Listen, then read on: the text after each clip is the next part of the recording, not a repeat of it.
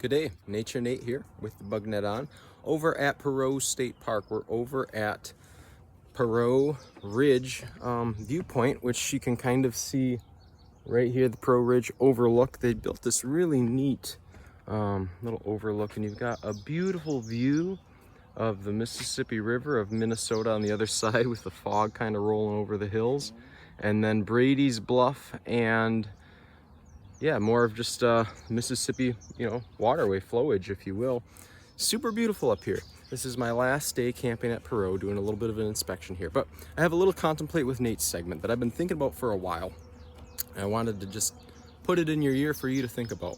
There's this saying you've probably heard before that you are the sum of your 5 closest friends. And in psychology, it's that idea, which is getting more and more common, that the people that you hang out with really affect you, and you kind of start to become those people.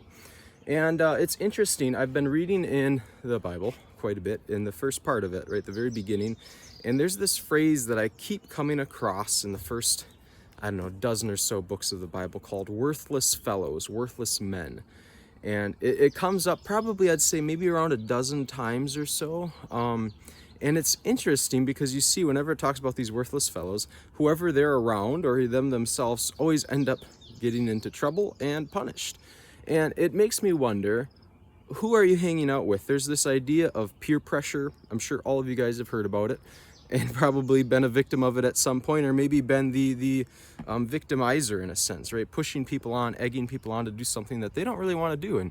And peer pressure can be such a hard thing to overcome, especially when you're in bad company and people convince you to do things that you shouldn't do. And as I was thinking about peer pressure a while ago, I was thinking about, and it's kind of silly, but pure pressure. Peer and pure sound very similar, and probably with my northern accent, maybe even more so.